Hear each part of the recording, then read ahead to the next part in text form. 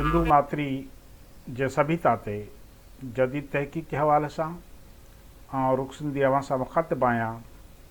अॼु पाण सिंधु सभ्यता जे अहम बाग़ लोथल बाबति ॻाल्हि ॿोल कंदासीं, जेको सिंध जो 5000 साल खां अॻु बंदरगाह हुयो। सिंधु माथरी में 9000 साल अॻु जेका तहज़ीब उसिरी, इहा जाग्राफियाई तौर ते एशियाई तहज़ीबुनि खां वसी एराज़ीअ में अटकल 5 लख चौरस मैलनि ताईं पखिड़ियल हुई। उन जो फैलाव रूस जे सरहदुनि ताईं वञी पहुतो हो। सिंधु सभ्यता जो इलाइक़ो पखेड़ में बाबुल खां चोणो ऐं मिस्र खां ॿीणो हुयो। सिंधु सभ्यता जी एराज़ीअ में मौजूदु समूरो पाकिस्तान, हिंदुस्तानी पंजाब, ओलह यूपी, हरियाणा, कच्छ, काठियावाड़, गुजरात, महाराष्ट्र ऐं अफ़गानिस्तान जो कुझु हिसो शामिल हुयो। उन वक़्तु सिंधु रियासत इम्कानी तौर ते 5 सूबनि में विरहायल हुई, जंहिंजो मर्कज़ मोहनजोदड़ो हूंदो हुयो ऐं मौजूदह सिंध मरकज़ी सूबो हूंदो हो। हिकु सूबो मौजूदु बलोचिस्तान हूंदो हो, जेको ओलाहूं सूबो सॾिबो हूंदो ऐं उन जे गादीअ जो हंधु या मरकज़ी शहर दम्बे सादात हो। उत्तर वारो सूबो मौजूदह पाकिस्तानी पंजाब ऐं कुझु ख़ैबर पख्तूनख्वा सूबे जे हिसनि ते मुश्तमिल हो, जंहिंजो मरकज़ी शहर हड़ापा हो। ओभर वारो सूबो भारती पंजाब ऐं कुझु भरवारनि हिसनि ते मुश्तमिल हूंदो हो, जंहिंजो मरकज़ी शहर कालीबंगन हो। जॾहिं त ॾखण वारो सूबो कच्छ, काठियावाड़ ऐं गुजरात जे हिसनि ते मुश्तमिल हुयो, जंहिंजो मरकज़ी शहर लोथल हो। अॼु पाण लोथल बाबति ॻाल्हि ॿोल कंदासीं।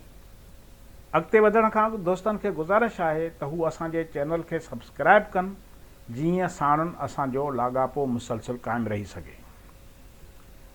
खंभात जे नार जे किनारे ते सिंधु सभ्यता जे वारसनि जो ख़ूबसूरत शहर लोथल हुयो।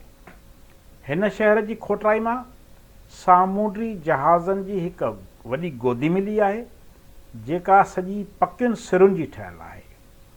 इन गोदीअ जी ड्रेग 71 फुट ऐं वेकर 12 फुट हुई।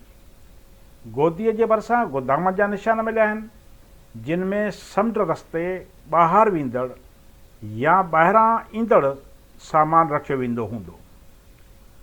लोथल में मिलियल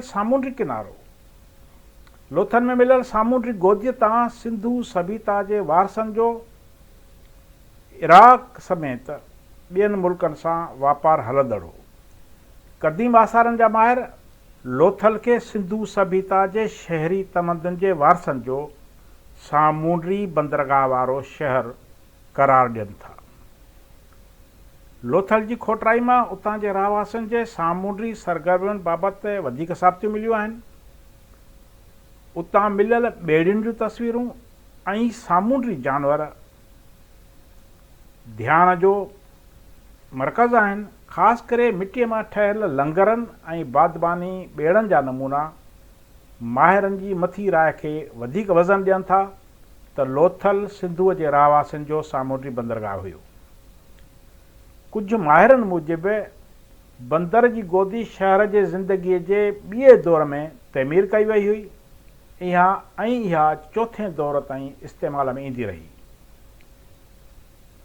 इहो सॼो दौर अटकल 2000 काफ़ीम खां 1800 काफ़ीम ताईं जो आहे।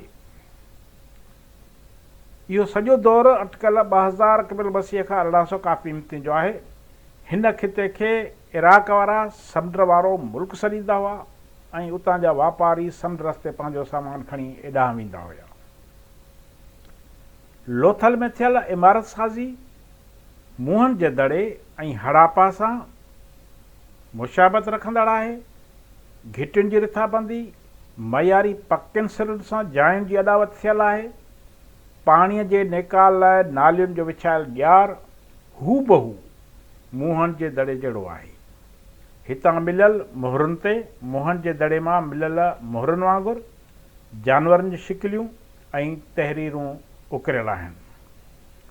मख़सूस शिकिल शबीह ऐं चिटनि वारा ठिकर जा थांव ऐं अनाज जे ज़ख़ीरे करण लाइ गोदाम बि लोथल मां मिलिया आहिनि। शहर जे नक्शे में कोट जी रिथा ऐं निशान पिणु मिलिया आहिनि।